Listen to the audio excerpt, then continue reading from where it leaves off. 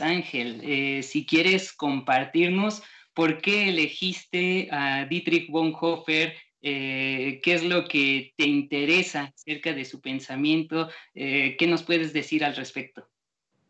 Claro, pues cuando hablamos de Dietrich Bonhoeffer, lo hemos platicado, hablamos de un gran legado, ¿no? Y no solamente en el pensamiento teológico y bíblico, sino también en temas tanto políticos como de ética práctica. Él es reconocido actualmente como un mártir de la Iglesia contemporánea, tras haberse declarado opositor del régimen nazi durante la Segunda Guerra Mundial, famosamente conocido por esa oposición que demostró siempre. Lo cual pues provocó primeramente que él fuera censurado. Ni siquiera podía él publicar ya ninguna obra de manera libre, pero también se le censuró y no podía predicar, no podía enseñar, y al último casi de su detención incluso se le prohibió hablar en público. Y posteriormente, conocemos, fue detenido por la Gestapo, ¿no? Por la policía oficial de la Alemania nazi. Después fue encarcelado y posteriormente asesinado mediante la horca, una muerte cruel. Pero lo relevante también aquí es que fue asesinado casi un mes antes de que el ejército alemán se rindiera. Y bueno, desde la prisión él desarrolla y desenvuelve algunos pensamientos teológicos que considero son importantes y dignos de ser considerados y reflexionados con detenimiento, ya que ellos producirían una manera diferente de ver el mundo y su relación con el cristianismo, y que también provocaría una manera distinta, más práctica, más coherente y provechosa manera de vivir. Y una manera de vivir y también de expresar nuestra fe, tanto de manera individual como en nuestra vida en comunidad. Y la importancia de estos temas se nota o se hace evidente en que, a pesar de que Bonhoeffer publicó solamente un par de libros en vida, después de su muerte se han publicado casi 4.000 obras que atesoran su vida e interpretan su pensamiento.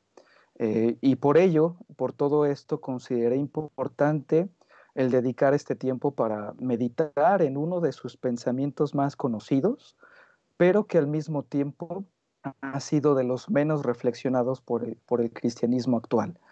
Y bueno, este pensamiento lo vemos repartido en diferentes escritos que él hizo durante la prisión, pero un buen resumen que encontramos fue el que hace el autor Rossino Ghibellini en el libro Teología del siglo XX, publicado por Editorial Salterrae en 1993, donde pues dedica un capítulo entero en tratar de interpretar este pensamiento titulado El cristianismo religioso en un mundo que ha llegado a su mayoría de edad. Y es el texto que en esta ocasión decidí para abordar este tema.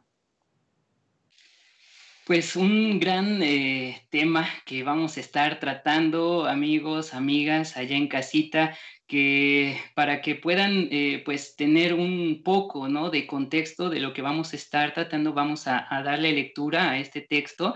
Y antes quiero aprovechar la ocasión para mandar un saludo aquí a Misael, que es el primero en unirse en esta ocasión. Elizabeth Álvarez, Sari Müller, qué gusto verte por acá. También se encuentra Vane Fonseca, Weimer Ortega. Y bueno, ahí está la dinámica ya. Recuerden que en esta ocasión se van a poder llevar un libro, un ejemplar.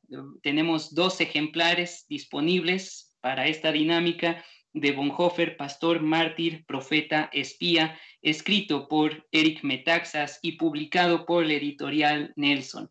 Entonces, la dinámica, si ustedes gustan participar, para los que están en la Ciudad de México, la entrega pues va a ser en persona sin ningún problema. Para aquellos que llegaran a ganar y se encuentran fuera de la ciudad, pues solamente tendrían que pagar el envío, pero el libro pues se les obsequia, claro está. Entonces la dinámica es etiquetar al mayor número de contactos y pedirles que le den like a este video y a la página también, ¿no? Pero bueno, muchas gracias por estar en esta hora y sin más, pues vamos a leer el texto. ¿Qué les parece? Podemos comenzar con David, seguimos con Luis, luego leo una parte y finalmente Alfonso para darle la palabra a Ángel después. Adelante, David. Ok. En concreto, la nueva figura del cristianismo religioso conlleva una reconcepción de Dios, de Cristo, de la Iglesia y del ser cristiano, de la que Bonhoeffer nos ofrece solo algunos elementos. El cristianismo religioso significa el fin de la religión y de su Dios, concebido como un Deus ex machina, que se pone en movimiento para la aparente solución de problemas insolubles, como el tapaujeros de nuestras limitaciones, como hipótesis de trabajo para cuestiones en las que el hombre ha aprendido a arreglárselas por su cuenta, como tutor de una realidad cuya plena responsabilidad ha sido asumida ya por el hombre mayor de edad. Se trata, según la paradójica fórmula de la carta, de vivir en el mundo, bueno, no sé cómo pronunciar eso en latín, es decir, no con la hipótesis Dios, sino con la hipótesis de que Dios no existe, de vivir ante Dios y con Dios sin Dios, es decir, vivir ante el Dios de la revelación y con el Dios de Jesucristo, sin el Dios de la religión. El Dios de la religión es omnipotente y aplasta al hombre, entrando así en colisión con la ya consentida autonomía del hombre. El Dios de Jesucristo es impotente en la cruz, pero en su impotencia da al hombre la fuerza de la vida. La religión parte de la debilidad y de la impotencia del hombre para llegar a la fuerza y a la omnipotencia de Dios, que espera al hombre con los confines de la vida, donde el hombre muestra sus límites.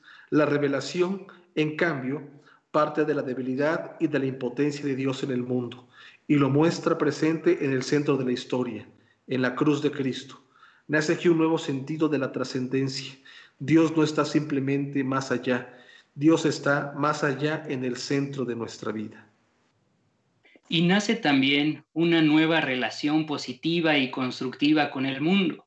La religión, con su Dios ultramundano, nos hace evadirnos y nos conduce, como acusa Nietzsche, a un retromundo. Pero Jesús llama a la vida y a la participación en el dolor de Dios en la realidad mundana. Al desafío del proceso moderno a la autonomía del hombre, responde Bonhoeffer trazando las líneas de una teología crucis. La impotencia intramundana de Dios en la cruz de Cristo es vista como el pendant de la autonomía del hombre. Dios no se alza sobre la debilidad del hombre, sino que se revela en la impotencia de la cruz, en el centro de la realidad secular, y llama a la vida y a la participación en el dolor de Dios en la historia. En la visión de una nueva figura del cristianismo, todo el pensamiento de Bonhoeffer se pone en movimiento. La figura de Cristo, que el curso de Cristología de 1933 había definido con la estructura de estar en el centro, se describe ahora en el esquema para un ensayo, con la estructura del ser para los demás. Jesús es el hombre para los demás.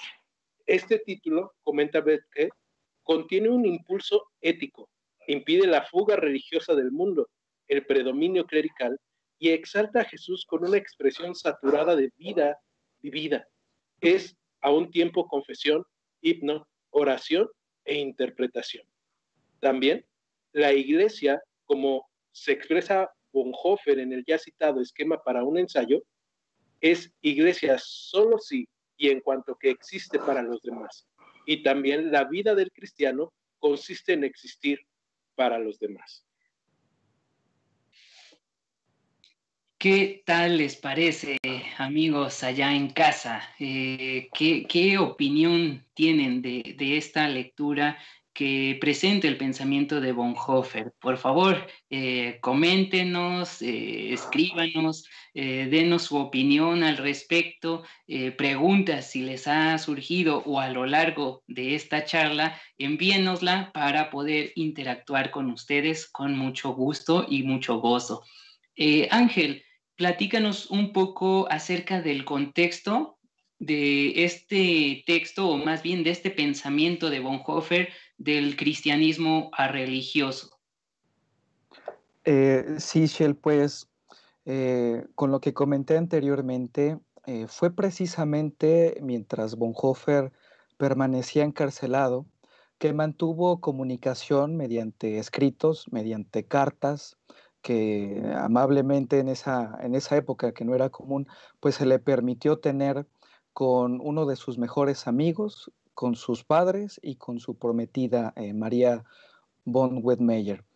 Estas cartas dirigidas a su prometida, solo lo comento, no se pudieron publicar sino hasta 1977, cuando ella fallece, una petición que ella hizo por respeto, pero el resto de las cartas, tanto a sus padres como a su mejor amigo, se publicaron pocos años después de su muerte y se hizo una recopilación de aquellas cartas y se publicaron con el nombre bajo Resistencia y Sumisión. En estas cartas, Bonhoeffer trata diferentes temas teológicos. Encontramos también poemas, algunas discusiones que tiene con él mismo y opiniones generales desde su pensamiento. Y todo esto, pues como tú comentas, lo menciono para que podamos entender de dónde surgen estos pensamientos, el contexto donde surgen estos pensamientos. Bonhoeffer no se encuentra en medio de una congregación de creyentes como él acostumbraba, y mucho menos pues de universitarios o estudiantes de seminario. Él estaba rodeado de prisioneros, de hombres no religiosos, incluso que ignoran a Dios en su pensamiento y en su vida diaria. Ellos pues no involucraban a Dios en ninguna faceta de su vida, pero que sí necesitaban un mensaje de consuelo en ese momento, un mensaje de esperanza, no necesitaban un mensaje de juicio o de condena, ¿no? Es en ese contexto en el que Bonhoeffer constantemente se pregunta y lo deja ver en sus cartas y de manera también teológica, ¿cómo podemos hablar del cristianismo al margen de todo lenguaje religioso? ¿O cómo podemos hablar de Dios sin religión? Eh, pero ya casi los últimos años de su encarcelamiento, Bonhoeffer empieza a ser un poco más consistente y más constante en este pensamiento que él incluso lo menciona como el mundo que había llegado a su mayoría de edad. Ese era el pensamiento que al último llenaba su mente. Incluso, como leímos, escribe un boceto de un libro que él quería publicar posteriormente, y algunos dicen que ese manuscrito se perdió, pero por lo menos tenemos en esta recopilación Sumisión y Resistencia, tenemos ese bosquejo del libro que él tenía en mente. Pero también en diferentes cartas leemos que va elaborando este pensamiento partiendo desde que, a consecuencia del progreso histórico producido principalmente por el siglo de las luces, donde se despertó la curiosidad por el conocimiento y las formas de expresión, dejando a un lado la ignorancia humana, que el mundo había adquirido una cierta autonomía o una cierta autosuficiencia en diferentes ámbitos. Él dice que el mundo había aprendido a resolver cuestiones importantes sin apelar a la hipótesis o a la creencia de Dios, aplicando este pensamiento, pues no solamente, como hemos visto, para cuestiones médicas, científicas, artísticas, sino también para éticas, ¿no?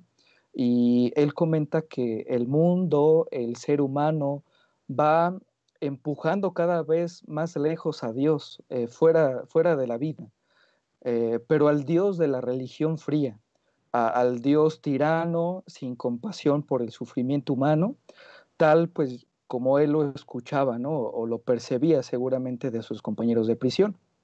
Y él creía firmemente que ese pensamiento también tenía implicaciones religiosas. Eh, Vemos también que desde luego él no trata de, de llevar al mundo a la negación de la existencia de Dios, ni afirmar la inutilidad de Dios, sino que él comenta que el mundo cuando era menor de edad, esa hipótesis de Dios poseía toda su realidad. Se dependía totalmente de la hipótesis religiosa de Dios, un mundo que le tenía miedo al progreso, que le tenía miedo a lo desconocido y que le tenía miedo a aquello que pusiera en tela de juicio sus dogmas y sus paradigmas. Pero él dice que ahora el mundo, alcanzado la mayoría de edad, pasaba fácilmente de Dios. Y es lo que él constata en este contexto religioso de la prisión, sensible pues al ateísmo práctico que él vivía en la prisión. Pero nada más quiero citar una frase de la carta que él envía a su mejor amigo el 30 de abril de 1944. Y él dice, los hombres religiosos hablan de Dios cuando el conocimiento humano, a veces por simple pereza mental, no da más de sí o cuando fracasan las fuerzas humanas. En realidad, se trata simplemente del Deus ex machina, al que ponen en movimiento o bien para la aparente solución de problemas insolubles, bien como fuerza ante los fallos humanos y, en definitiva, siempre sacando partido de la divinidad humana o en las limitaciones de los hombres. Semejante actitud solo tiene posibilidades de perdurar por su propia lógica hasta el momento en que los hombres, por sus propias fuerzas, desplacen algo más allá de los límites, y es cuando Dios, como el Deus ex machina, resultará superfluo. Eh, es una frase que recopila muy bien este pensamiento y nada más mencionar. Cuando él menciona esa frase Deus ex machina, él hace referencia al Dios que baja de la máquina en una obra de teatro. Se origina en el teatro griego y romano, cuando literalmente una grúa, machina o cualquier otro medio mecánico introducía desde fuera del escenario a un actor que interpretaba a una deidad, o en este caso a Dios, para resolver alguna situación y que diera giro la trama, ¿no? Pero bueno, en general, Bonhoeffer proponía una nueva forma de cristianismo en un mundo carente de fe. Él, de alguna manera, hablaba de no seguir hablando de un Dios imaginario que resuelve de manera sorpresiva todos los problemas del ser humano y que le dice al hombre todo lo que tiene que hacer paso a paso, qué decisiones tomar, qué creer, qué no creer. Eh, un Dios, no un Dios que se manifiesta en Cristo y de un Dios que comparta los sufrimientos de los hombres y de Dios.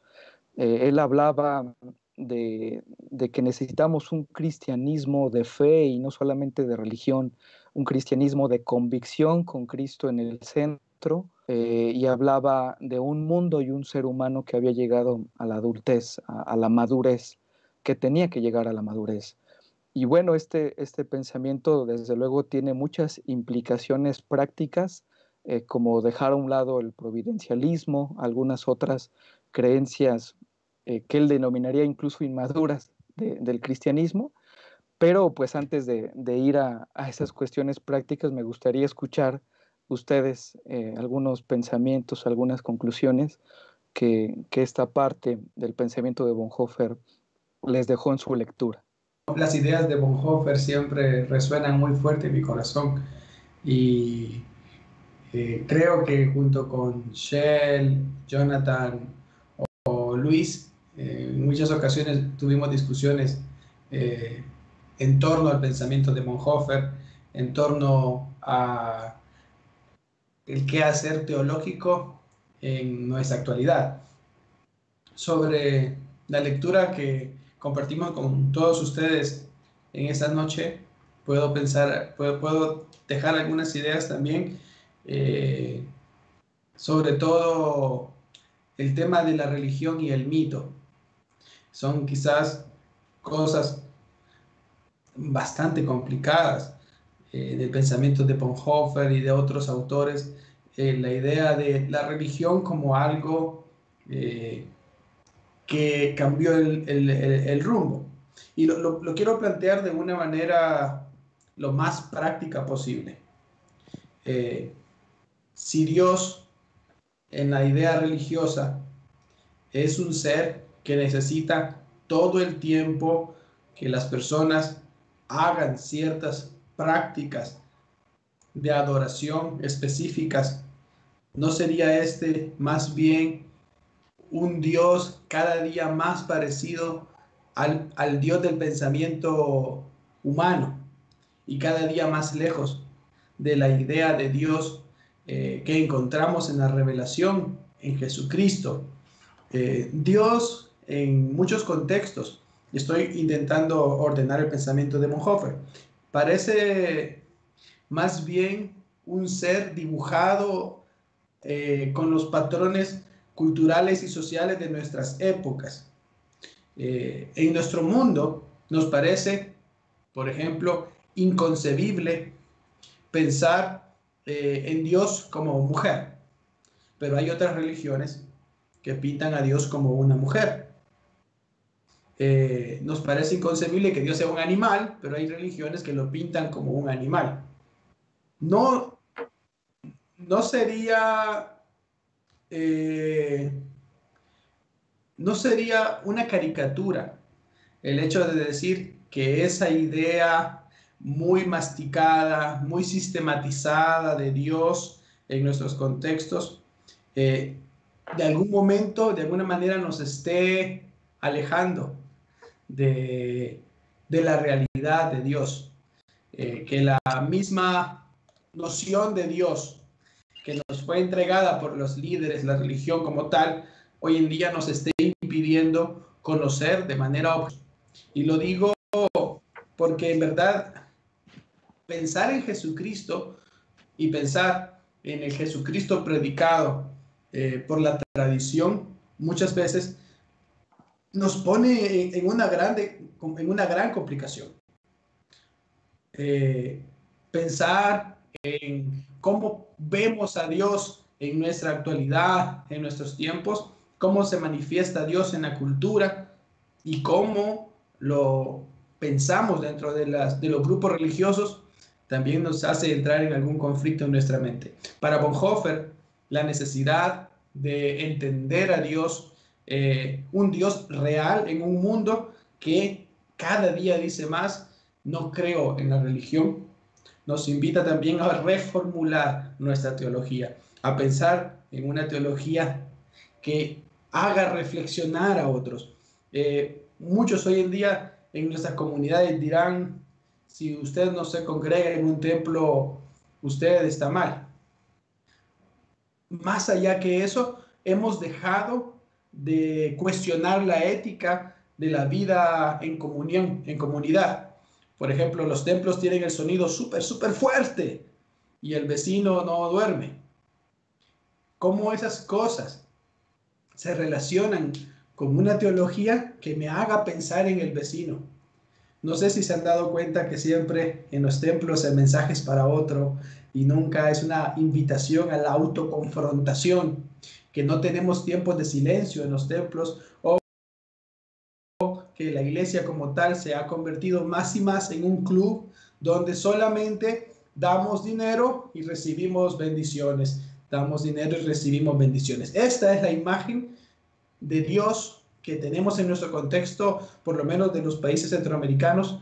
Y la otra realidad es que afuera hay personas hablando sobre Dios o hablando sobre la vida o hablando sobre otras cosas y somos totalmente incapaces de tener un diálogo porque no entendemos las palabras por el tema religioso. Así que, en mi opinión, cuando pienso en Bonhoeffer, siempre pienso en esa confrontación, pero también en ese algo que nos hace reflexionar y pensar para bien sobre nuestra fe.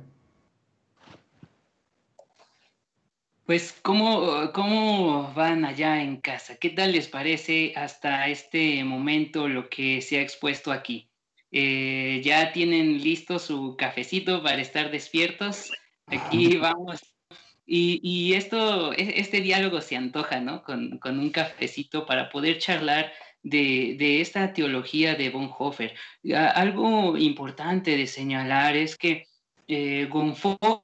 Bonhoeffer va a responder también a la teología liberal, ¿no? Que en su época, estamos hablando de 1930 hacia 1940, estaba en auge, ¿no? La teología liberal, de manera concreta, negaba la divinidad, negaba el ámbito espiritual y solamente se atenía a una lectura e interpretación del texto bíblico en lo histórico, social, geográfico, cultural, ideológico, religioso. Era un acercamiento que iba a rendir mucho fruto, por supuesto, en el campo de las ciencias bíblicas, pero al mismo tiempo iba a vaciar de contenido, de sentido, a el texto bíblico. Entonces, algunos de los teólogos, como Karl Barth, que espero en una de estas abordar su obra, al menos alguno de sus textos, va a responder a esa teología liberal junto con otros como Rudolf Buhlmann, e incluso Bonhoeffer va a ser alumno, va a ser discípulo en una primera etapa y posteriormente va a desarrollar su propia teología. Pero Bonhoeffer va a estar respondiendo a esa teología liberal que negaba la divinidad y en particular la divinidad de Jesucristo, en un momento en el que estaba el ímpetu de los seres humanos de alcanzar pues su estado óptimo, ¿no? De haber alcanzado el superhombre de Nietzsche, ¿no? Después de su proclama de la muerte de Dios, vivía en una sociedad también con un fuerte sentido nacionalista que estaba vinculando con el cristianismo, es decir, había una gran problemática en su entorno. Y entonces, precisamente, de ahí también se cuestiona esta proclama cristiana que se ha hecho desde la iglesia, desde la religión, ya no es pertinente, ya ha perdido su sentido. Entonces, ¿cómo comunicar la verdad bíblica? ¿Cómo compartir el evangelio a un mundo mayor de edad? Que ese es otro de los puntos que algunos de ustedes pueda tratar. Pero lo que Bonhoeffer está expresando con su cristianismo religioso es precisamente ese, cómo responder ante esas situaciones sociales y cómo presentar un evangelio que sea pertinente. Y la manera en la que lo va a poder hacer es a partir de Jesucristo crucificado, del Hijo en la cruz, que no es un Dios distante, allá en lo lejano, no es el Dios de la metafísica, no es el Dios omnipotente, supremo, ajeno a la humanidad, sino es el Dios cercano que se encarnó, que vivió como nosotros, que se enfrentó a las mismas dificultades de nosotros en una sociedad también bastante complicada y murió en la cruz. asumiendo toda nuestra humanidad, nuestro sufrimiento, nuestro dolor, nuestras carencias. Y ese es el Dios crucificado, otra frase ahí de otro teólogo, Jürgen Moltmann, que Bonhoeffer va a desarrollar, ¿no? Esta es la respuesta del cristianismo al religioso, un Dios que sufre con nosotros y por nosotros en la cruz. Luis, ¿querías agregar algo, comentar algo? O Alfonso.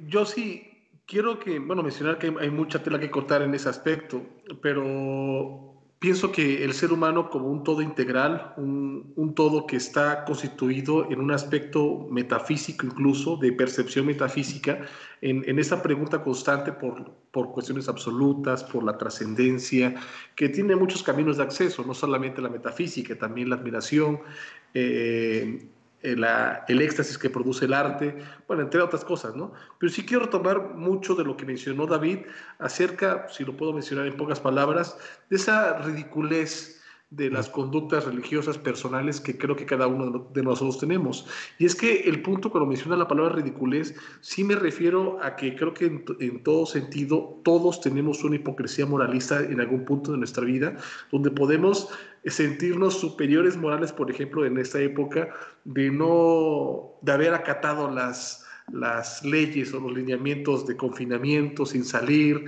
de que nunca he, por ejemplo, pirateado una película, algo así se me ocurre, ¿no? Pero ese tipo de hipocresía moralina o moralista, pues lo que siempre va a conducir es un tipo de superioridad conductual, de superioridad moral, y desde ahí todos son perversos. Es algo importantísimo. Pero algo que destaca Bonhoeffer es la horizontalidad de la vinculación, no solamente de Cristo con la iglesia y con el ser humano, porque Cristo como centro de la historia es ese vínculo de acceso directo de Dios con el hombre, pues desde esa horizontalidad Dios habla con el hombre. Y pienso que es un aspecto importante que creo que Bonhoeffer va a influir en un contexto, lo vamos a ver, un contexto violento, un contexto de desesperanza. La horizontalidad pienso que hermana a Dios más que como un padre, sino es como alguien mucho más cercano.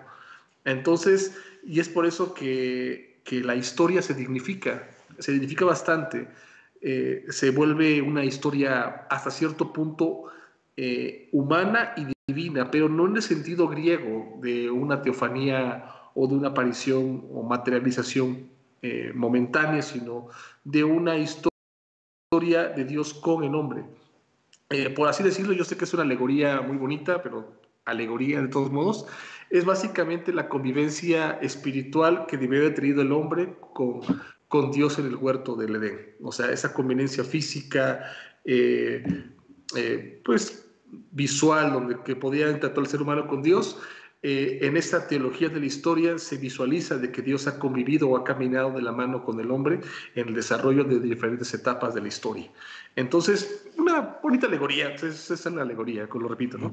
Pero al menos yo sí voy a diferenciar el tema de la mayoría de edad que menciona Bonhoeffer con la madurez social que podemos experimentar en las etapas de nuestra historia, en este caso contemporánea, porque la madurez social se puede acatar o se puede visualizar a través de cómo se puede construir una conducta sobre leyes racionales. No importa si cuestionamos esas leyes son racionales asemejándolas con verdad, no, racionales es que tengan un sistema o un patrón lógico de desarrollo.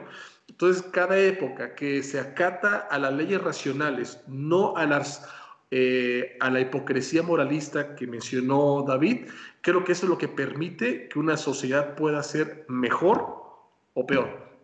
Entonces, cuando se vive en una sociedad que tiene, pues básicamente, más recato moralino o más crítica moralina, y no esa, como dijo ahorita, esa fidelidad o lineamiento a las leyes racionales, que en su época pueden ser tal vez distintas que las nuestras, pero para ellos eran racionales. Entonces, en apego a la razón, esa era la sociedad que tenía que visualizar y entenderse a sí misma a través de dichas leyes.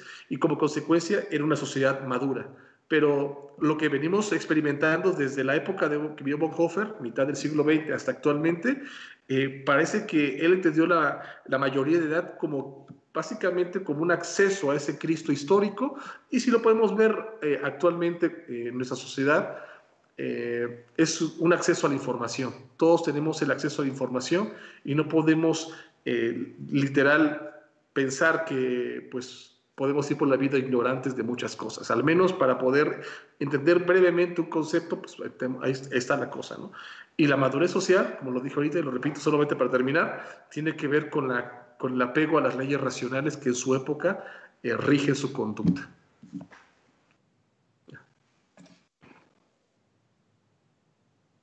Alfonso, ¿qué nos puedes comentar de este texto? Gracias, Chel. Pues han sido comentarios bastante interesantes los que ustedes han dicho. Pensar en la teología de Bonhoeffer es pensar en una teología práctica. Y práctica desde el momento en el que tú comienzas a conocer su historia de vida. Probablemente para los teólogos sea una teología muy conocida, pero también probablemente para los que no son teólogos no es una teología tan conocida o no es tan conocido su pensamiento. Y cuando tú ves a Bonhoeffer, puedes ver un reto a la fe, como decía David, ¿no? Un reto a cada una de nuestras fes. Yo creo que uno de los libros que más me ha golpeado en mi fe de Bonhoeffer fue El costo del discipulado, el costo del discipulado, porque siempre está llevando a que vayas a la práctica social. Y creo que de eso se trata este Cristo Señor de los no religiosos, que es uno de los términos que él acuña, ¿no?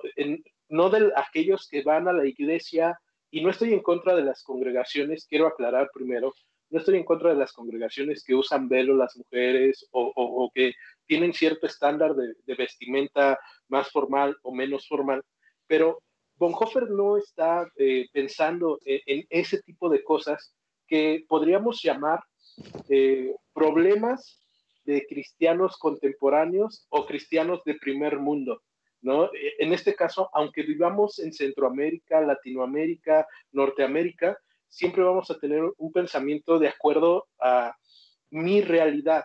Y la realidad de Bonhoeffer es una realidad en donde él ha decidido seguir a Cristo aún por sobre prisiones. Y creo que eso es algo bien importante el día de hoy para cada uno de nosotros, porque es un reto el que nuestra fe sea llevada a la práctica. Y de eso se trata esta parte en donde se predica a Cristo en un mundo que se cree autosuficiente o que se dice autosuficiente, ¿no?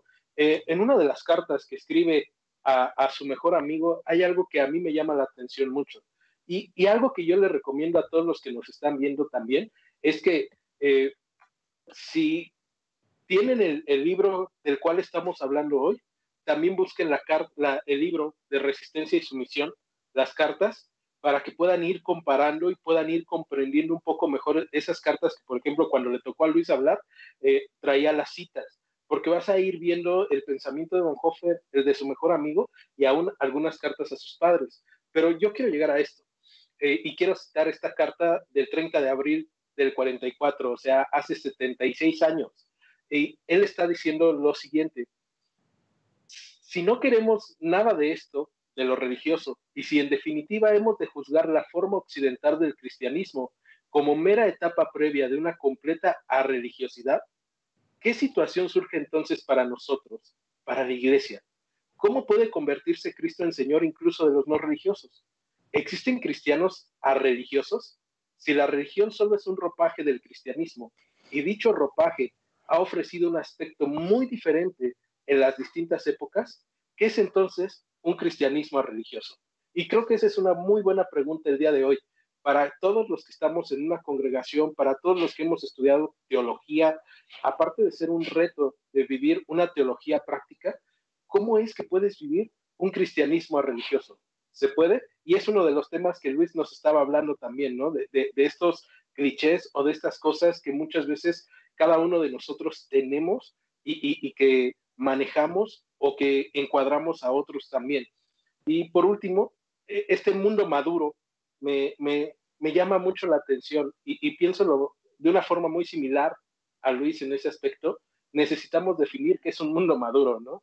Hace rato yo preguntaba, cuando íbamos a comenzar, y me dieron una respuesta divertida, ¿no? Me mandaron una foto de 2 planetas ancianos, y es interesante pensar en eso, porque ¿cómo entiendes un mundo maduro?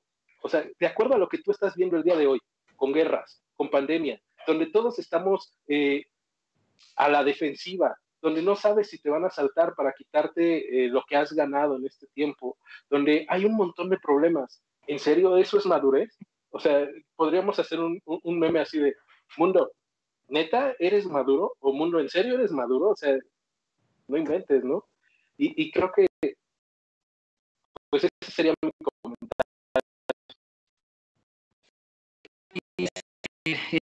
Este planteamiento de un cristianismo religioso lo vamos a ver en la siguiente sección de manera muy práctica, ¿no? ¿Cómo podemos vivir como cristianos de manera religiosa en la sociedad en la que vivimos? Esa es una pregunta que a ver si también ustedes allá en casita pues nos pueden comentar. ¿Cómo poder vivir un cristianismo religioso?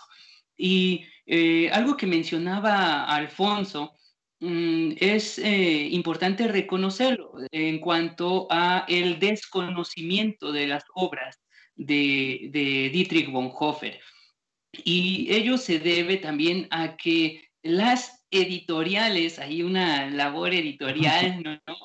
Para las casas editoriales, ¿no? Una cuestión importante de esto es que las editoriales evangélicas no publican los libros de Bonhoeffer.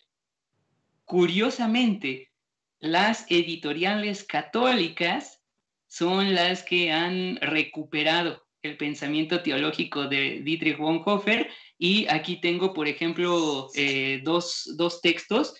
El azul es El precio de la gracia, el seguimiento, una obra que recientemente una editorial evangélica lo publicó, ¿no? Pero yo también lo he leído y me quedo con este editorial de Sígueme, porque es una obra, preciosa, ¿no? La traducción por un lado y por otro también la cuestión editorial. Y por otro lado, tengo aquí La vida en comunidad, que mencionaba Alfonso, y Luis también en relación a esa horizontalidad a la que nos llama Bonhoeffer. La vida en comunidad también es de editorial Sígueme, un editorial, un sello católico, pero que publica también autores protestantes, ¿no? Entonces es interesante notar eso. Y en relación a la horizontalidad, algo que mencionó Luis en su participación anterior es que los cristianos que reconocen a Dios en la cruz le reconocen como su hermano, ¿no? Es decir, hay una cercanía muy estrecha entre Dios con el ser humano, y aún más recordando que Jesús presentó o reveló a Dios como su Padre, y por lo tanto nos llama a esa hermandad. Si Jesús ha presentado a Dios como Padre, y Jesús nos ha llamado a nosotros también para gozar de esa comunión, ahí encontramos la relación de hermanos, y esa noción comunitaria y de comunidad es la que está presente en la obra de Dietrich Bonhoeffer, haciendo a un lado toda espiritualidad individualista. Así que, amigos, está la pregunta planteada aquí para la siguiente sección. ¿Quieren comentarnos desde casita cómo podemos vivir como cristianos de manera religiosa? Vamos a ver un videoclip y continuamos con este diálogo. Veamos.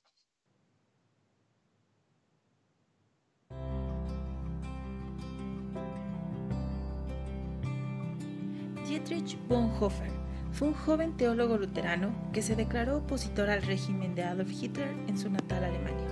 manifestó una fuerte resistencia a la sumisión impuesta por parte del ejército nazi a las iglesias alemanas, por lo que participó junto a Karl Barth y Martin Niemöller en el establecimiento de la Iglesia Confesante Luterana, abiertamente opuesta a la ideología nazi, asumiendo con ello la dirección de un seminario teológico y legal.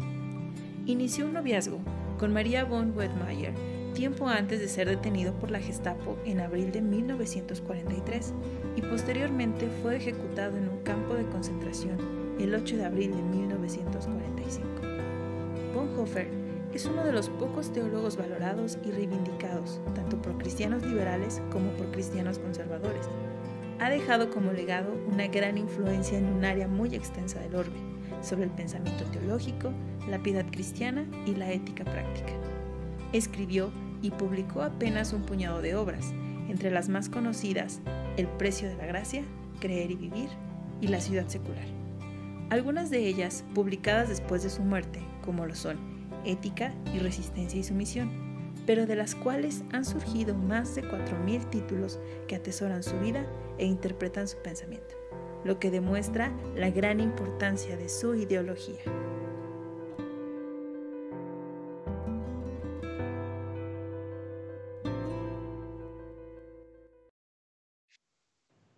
Qué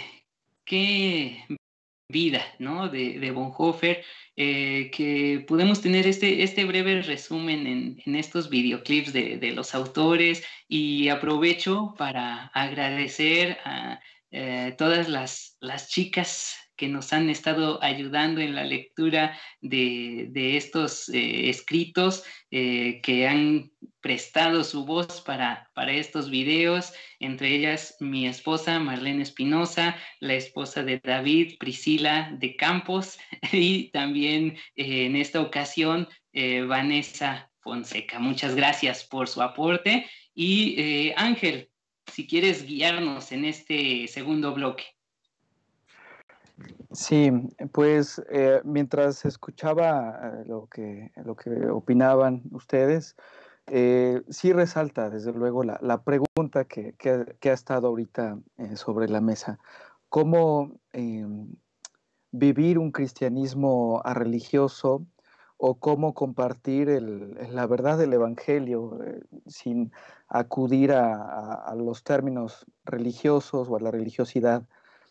Sin ese lenguaje moralista, ético, que de por sí cambia, desde luego, con el transcurso del tiempo, depende mucho del contexto. Pero lo que recalca muy fuertemente Bonhoeffer es que nosotros podemos vivir un cristianismo religioso compartiendo a Cristo, a través de Cristo.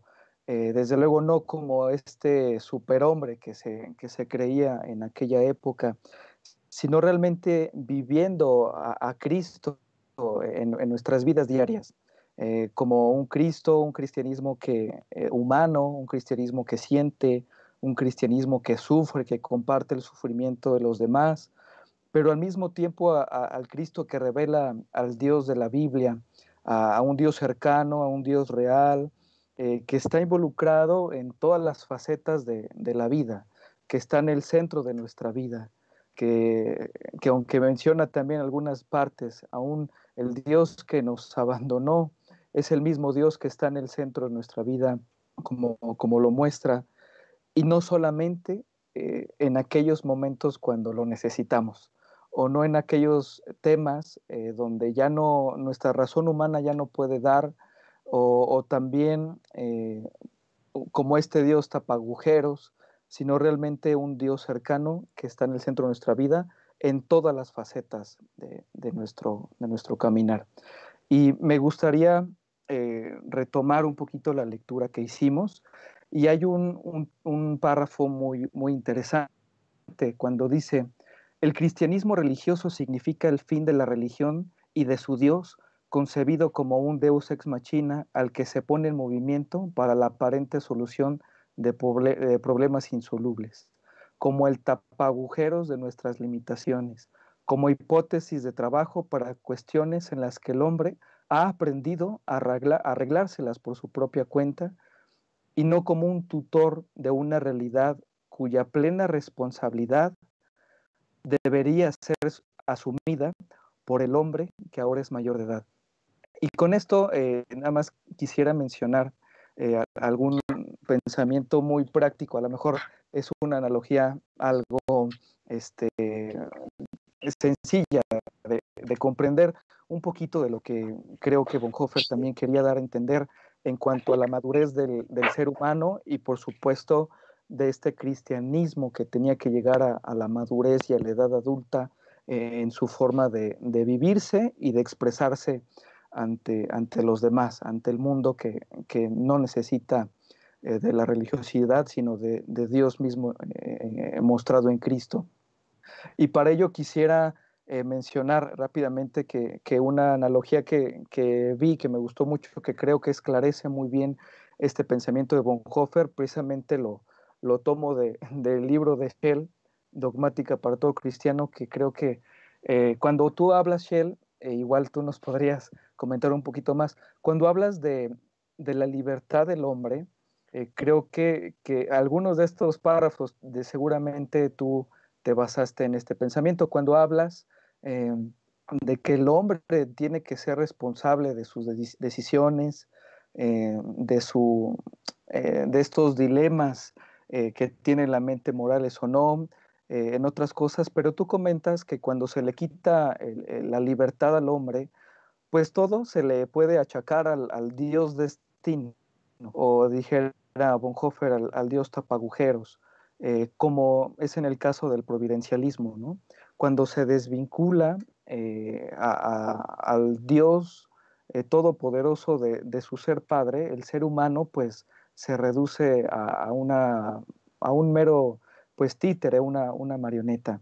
Y tú comentas ahí que este pensamiento es importante porque de alguna manera en la escritura se muestra que Dios pues desea hijos e hijas que le teman, no por ser un Dios lejano, todopoderoso, impredecible o déspota, sino que es un Dios todopoderoso que ama su creación y que vela por ella.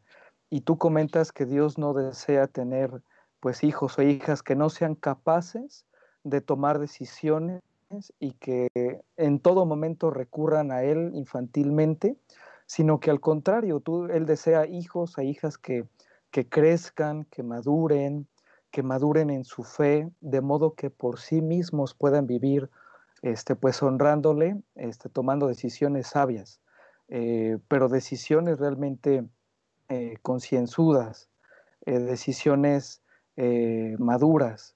Y tú haces una analogía en cuanto a la paternidad que me gusta mucho cuando mencionas que tú como padre esperas que tus hijos se desarrollen pues tanto física, emocional, intelectual y espiritualmente, ¿no? Que crezcan, que maduren. Tú comentas, bueno, que tus hijos son pequeños y que por lo tanto tú no puedes esperar la madurez de un adulto en ellos, pero sí has visto cómo se van desarrollando, cómo van aprendiendo, y tú lo ves muy cercanamente. Hablas de Zoé, de Ian, de Lev, pero al último comentas lo siguiente, tú dices, ellos están creciendo, pero ¿qué pasaría si de pronto dejan de crecer?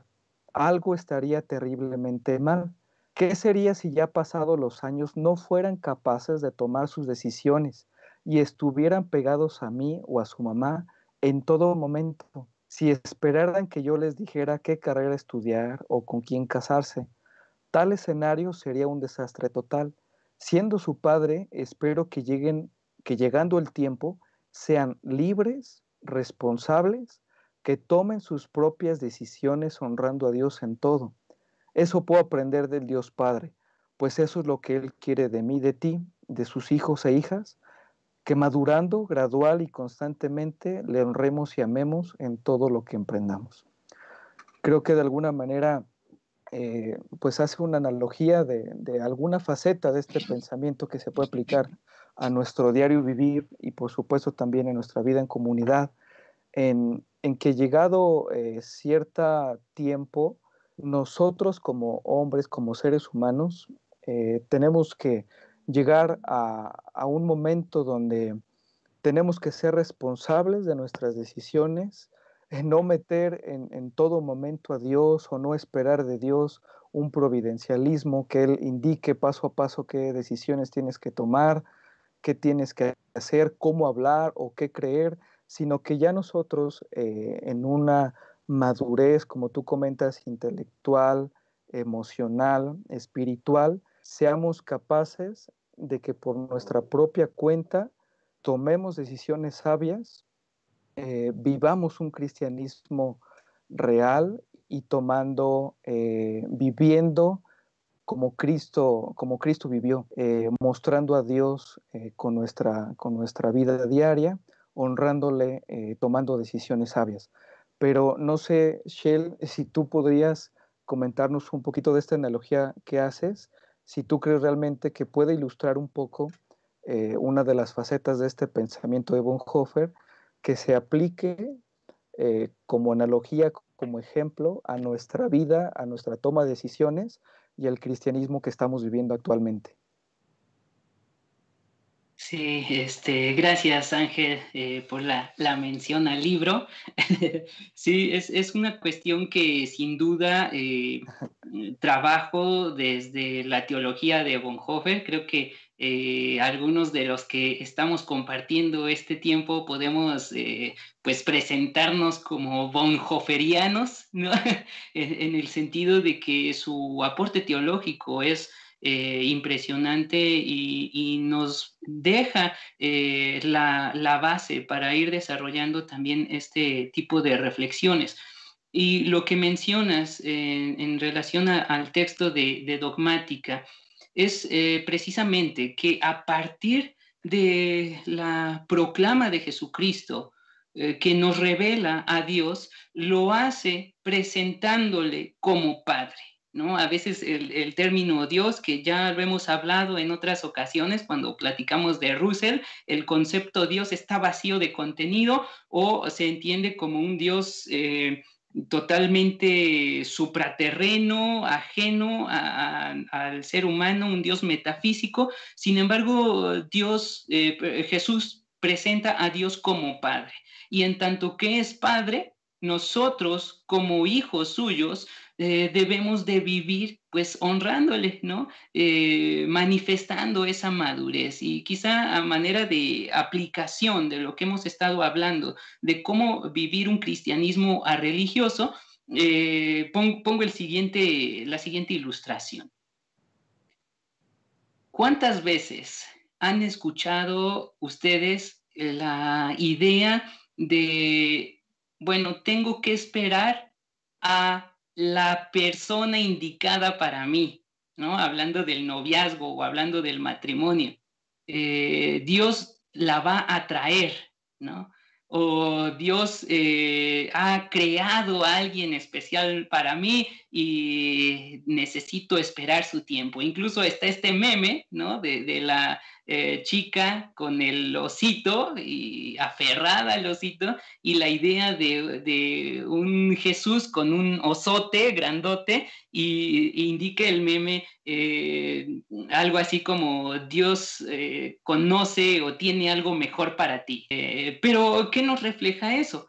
A la chica precisamente pensándose a sí misma como una niña que no puede decidir, y estamos hablando de personas ya maduras, al menos físicamente hablando, ¿no? Totalmente desarrolladas, que no pueden tomar decisiones y esperan que Dios decida por ellas. Y ese es un ejemplo del providencialismo o del Dios tapa agujeros, en el sentido de que hay un problema, un hoyo y Dios lo tapa, ¿no? Entonces ahí vemos esa noción, y el cristianismo religioso tiene implicaciones en todas las áreas de nuestra vida, incluso en la toma de decisiones por la elección de pareja. Dios desea que podamos decidir sabiamente, no estar esperando a que Dios nos resuelva todo, ¿no? Sino que nosotros seamos maduros, y para ello requerimos conocer la fe y vivirla en congruencia.